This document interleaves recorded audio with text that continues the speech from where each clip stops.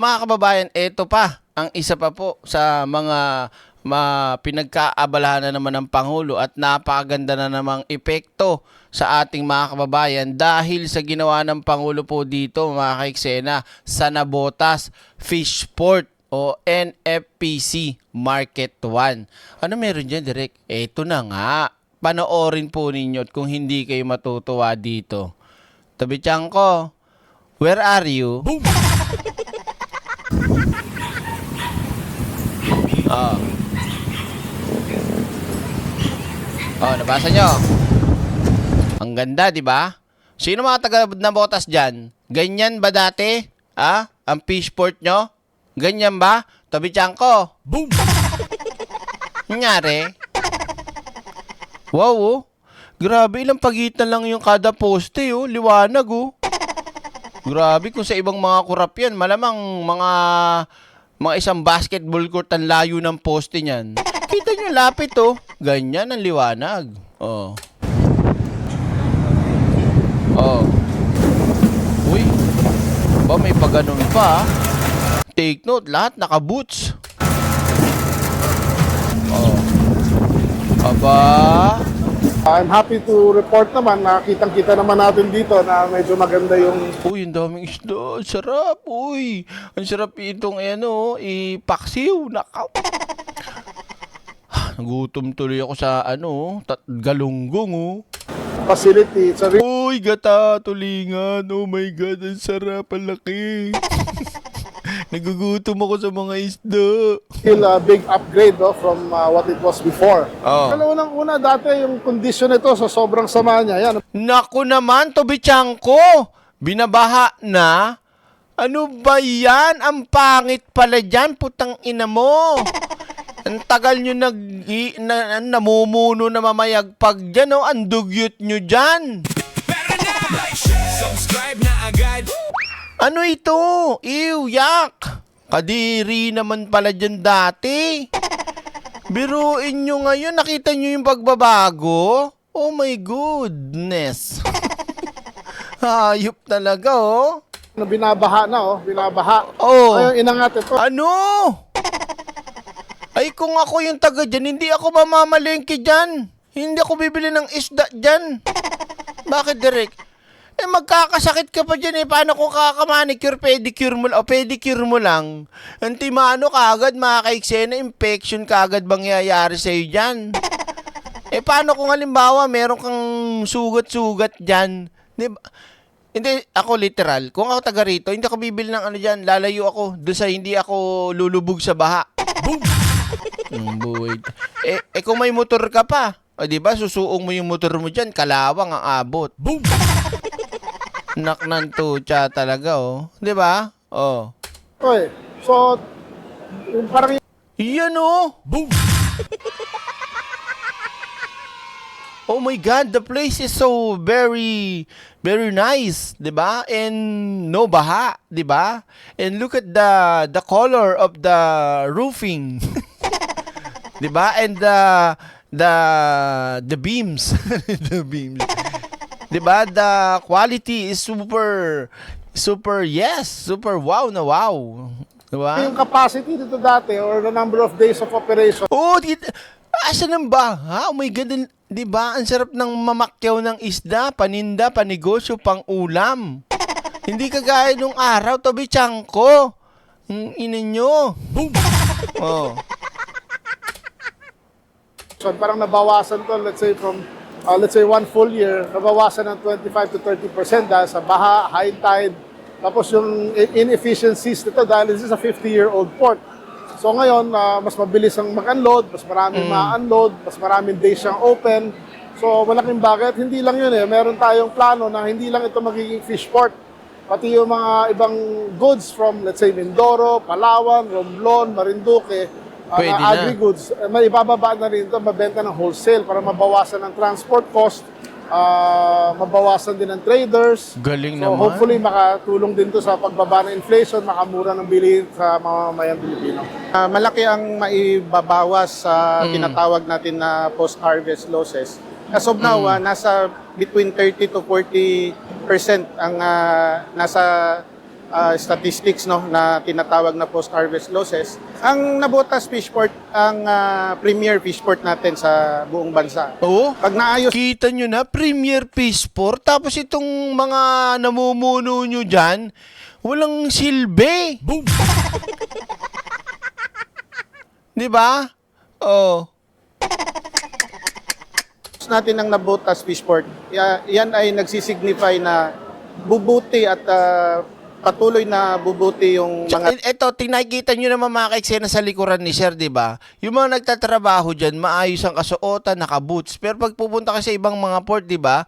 Yung ba, nakahubad, nakasupsup ng sigarilyo, nakabandana ng good morning towel, di ba yung mga ganun? Tapos nakatamo yung mga kutsi-kutsilyo, parang nakakatakot, di ba? Parang dito hindi maaliwalas, super clean. Hindi ko sinasabing 100%. Siyempre, may mga dumi pa rin dyan na hindi mo in-expect na makikita. Kasi nobody's perfect. Regional fish ports, municipal fish ports natin. Oo. At malaking epekto yon sa kabuoang fishing industry. Mm. So, as of now, PFDA, DA and PFDA, and of course with the support of the administration of President Bongbong Marcos Jr., Naku. ay talagang marami tayong inaayos, no? Almost lahat ng 9 regional fishing ports natin ay ongoing at inaayos natin. May patapos na. Ano? No? And may mga 9 major. Grabe naman talaga tong presidente natin na to. Kaya sad-sad yung ratings mo kasi wala kang ginagawa. Di ba? No, mga didisit Oh, pikit na lang, no? Oh, sige. Tapos pag may nag-interview sa'yo na DDS, halimbawa, mayroon nag-survey sa'yo, tapos DDS ka, sinungaling na lang, binubuo tayo or tinatapos tayo ng mga ice plant, no? Oh, And small fishing ports also sa municipal level. So, yung Navotas Fish Port ay naglalarawan ng estado ng mga Tama. fishing ports sa buong bansa. Pag Tama. naayos natin to, susunod na lahat yan sa Ayun. regional at saka sa provincial Municipal. and even Oh. municipal level. Oh. Tama yung sinabi ni Sir, di ba? Ganon. Mm. Ginawa ito noong 1976, ngayon lang siya in-improve. Ano? 1976, pero yung mga nagdaang mga presidente, walang ginawa. Si Apolacay pa yung nagpaayos niyan eh. Ha? Si Apolacay Senior. Tapos ngayon, ang nag-upgrade, yung anak na. Samantala yung mga putang ina mga presidente nagdaan, walang silbi. Hindi mo na naisip pagandahin. Hindi mo na naisip na kahit malang i-upgrade kung halimbawang okay pa naman. Grabe talaga yung mga ginagawa ng presidente, oh. 'Di ba? Tapos tatanungin ano daw ginawa? Putang ina niyo, mga bulag kayo, mga hayop kayo, mga DDS kayo. Sarap niyo sampigahin eh. 'Di ba? Oh. At para sa inyong kaalaman din, Oh. ang unang bumisita dito ay si former President Ferdinand Marcos. Ngayon, sinulungan na kami, sinuportahan na kami, Oh. at bibisitahin pa kami ng ating mahal na Pangulo, President Bongbong Marcos. Naku naman. Pero na, subscribe na agad sa channel na laging may Nakakita nyo mga kaiksena. If I am mistaken, I stand corrected. Kung kasi base lang to sa aking pagkakaalam, correct me if I'm wrong, kung si Apolacay mismo talaga ang nagpatayo o correct me if I'm wrong. Pero yun kasi ang pagkakaalam ko eh. Di ba? Tuloy natin. Kaya sa amin ay napakahalaga nito. Napakahalaga nitong suporta na Sa inyo napakahalaga. Pero doon po sa mga congressman, mayor nyo dyan na walang silbi, hindi mahalaga sa inyo, hindi mahalaga sa kanila yan. Ang mahalaga dyan, makakurakot. tinanggap namin at napakahalaga nitong i-improve Oh. itong facility. Salamat po kay President Bongbong Marcos. Ang salamat po sa kanya kasi pinalawak niya po itong Navotas. Kuya, walang iyakan, kuya. Sayang ang tato. Walang iyakan, kuya. Alam mo naman, huwag ka Pangulong Bongbong Marcos yan eh. Alam niya yung gagawin niya, alam niya yung ginagawa niya, at syempre para sa mga kababayan natin tulad ninyo, para sa bagong Pilipinas. Kaya, sabi nga ni Pangulo, hindi mo kailangan magpasalamat. Hindi mo kailangan magpasalamat kasi yan talaga ang obligasyon at trabaho ng isang Pangulo. Okay? Oh. Peaceport namin, pinaganda niya. Huwag kang iiyak. Mr. President, maraming salamat po. Naluluha, oh. 'Di ba? Tears of joy, 'di ba? Ganyan, oh. Nakikita mo, nararamdaman mo. Kahit ako, ramdam ko si Kuya, eh. Kahit medyo ginagawa ko lang comedy yung ano natin, eh, 'di ba? Pero kita mo, at tigasin yan, eh. Oo. Sa pinagawa yun sa amin dito sa Nabotas Peaceport. Eh, lumaki na ho. Ang namin dito, Peaceport. Medyo nakaluwag-luwag po kami. Hindi katulad ng araw masikip. Medyo binabaha kami. Oh. Ngayon po, napakaganda po. Maraming pong salamat, Mr. President. Napakaganda. Oh. Ano?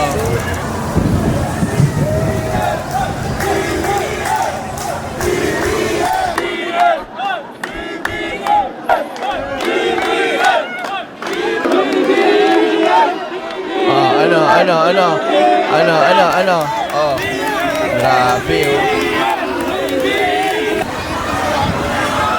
Grabe, natutuwa ako. Kumakabog-kabog yung dibdib ko.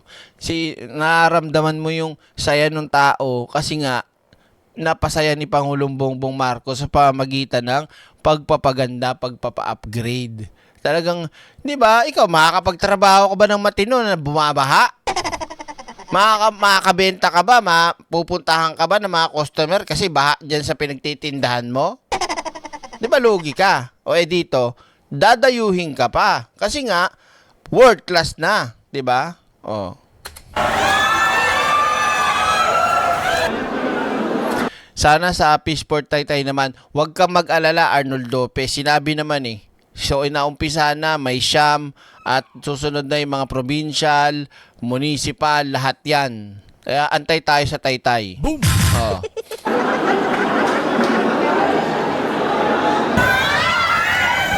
Alala si ate. Si ate, parang santo si BBM. Ginaganon yung kamay, naaamoy pa eh, no? Oh.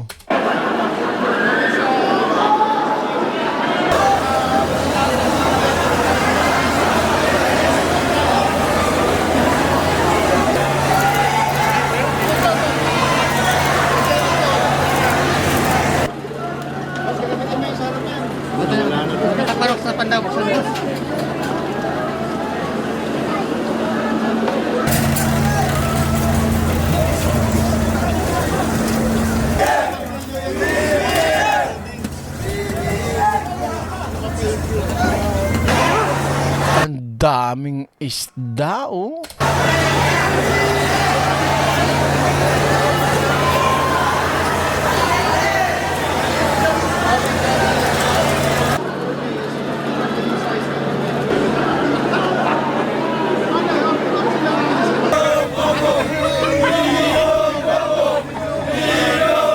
Ninong. Ninong Bongbong daw. Ninong Bongbong daw. Ayos talaga, oh. Magaling kayo ano, ha?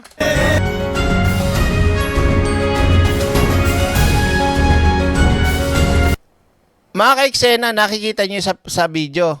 Ayan, pagkakaiba, oh. From this to this. Doon sa kabila, oh. Antaray naman talaga naman, Mr. President naman. Sobra-sobra nyo naman akong pinapabilib. Grabe. Oh. Oh. Ano't ang ganda naman talaga, oh. Oh, luwag, oh. Laki, oh.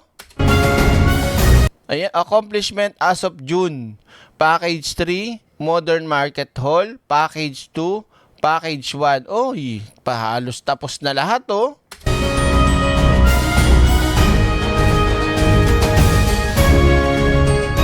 Grabe, oh. Ayan ang itsura sa araw, ang liwalas, oh, 'di ba? Malinis, oh. At may mga fire kineme-emis at ano pa, oh. maayos ang linya ng mga kuryente, tubig, at daluyan ng mga, sabihin na nating mga tubig na madumi. Oh.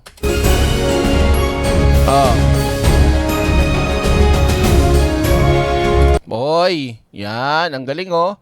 Material Recovery Facility, guardhouse, garbage holding area, and public toilet. Ayusin nyo, alagaan nyo yan ha. Baka ba may makakita na dyan ng 5 piso, ihi, 10 piso, pupo. Tapos sira-sira pa. Diba? Ayusin nyo yan. Ayun oh. Oh, diba? Ang taray oh. Ano to? Ano to ang package nito? Ito, package 4. Hindi po malapit na rin matapos oh. Ano ba naman talaga, Mr. President naman? Grabe, wala kayong ginagawa talaga eh.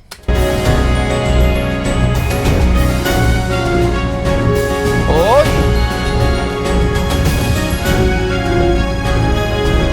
Galing oh.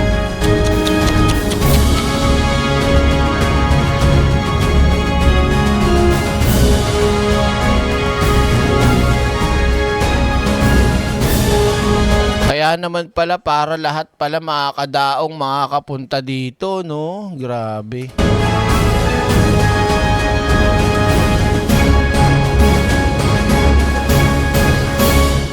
Ano? Wala ba nga yung mga kamay dyan? Ang lupit, di ba? Oh, sobrang Diyos ko. Ito, idadagdag ko lang ha. Iduduktong ko lang to bago tayo pumunta dyan kay Sulaika. Araw, libo-libong tonelada ng isda ang dumaraan sa Navotas Fishport Complex, ang pinakamalaking sentro ng bagsakan, bentahan at distribusyon ng isda at iba pang produktong dagat sa bansa. Ngunit matapos ang halos 5 dekadang operasyon nito, kailangan ng tugunan ang mga lumang pasilidad, limitadong espasyo at mga hamon sa maayos at ligtas na paghawak ng isda. Nako. Mga suliraning maaaring makaapekto sa kabuhayan ng Kita nyo, oh, parang ano sila dyan, oh, nagtatampisaw sa batis. sa batis na dugyot, sa batis na puro mikrobyo. mga manggagawa at sa supply ng pagkain sa mga pamilihan. Pero unang-una dati yung kondisyon nito sa sobrang sama niya, yan, binabaha na oh, binabaha. Ngayon inangat ito eh. So, parang yung capacity dito dati or the number of days of operation, parang nabawasan to, let's say from, let's say 1 full year, nabawasan ng 25 to 30% dahil sa baha, high tide, tapos yung inefficiencies nito dahil this is a 50-year-old port. Tulad nung dati, binabaha. Kasi tumakapaw to, lumataas eh. Ngayon, tingin ko, hindi na to. Compared to what is this last time, ito ay inangat na natin ng 1.3 meters. Ito na ngayon yung bagong flooring niya at itong bagong structure niya. Nitong July 11, personal na ininspeksyon ni Pangulong Ferdinand R. Marcos Jr. ang patuloy na rehabilitasyon at pagpapalawak ng Navotas Fishport Complex. Kasama sa proyekto ang pagtatayo at pagsasaayos ng mga market hall, wharf, breakwater at iba pang mahahalagang pasilidad upang gawing mas moderno, mas ligtas at mas matatag ang pinakamalaki fishport sa bansa. Simula nung ginawa itong proyekto na to, nagkaroon kami ng pag-asa. Mas maraming Nagkaroon sila ng pag-asa.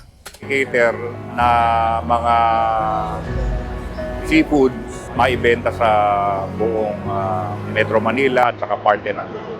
Malaki ang inaasahang magiging epekto ng modernisasyon ng nasabing fishport sa kabuhayan ng libo-libong manggagawa nito.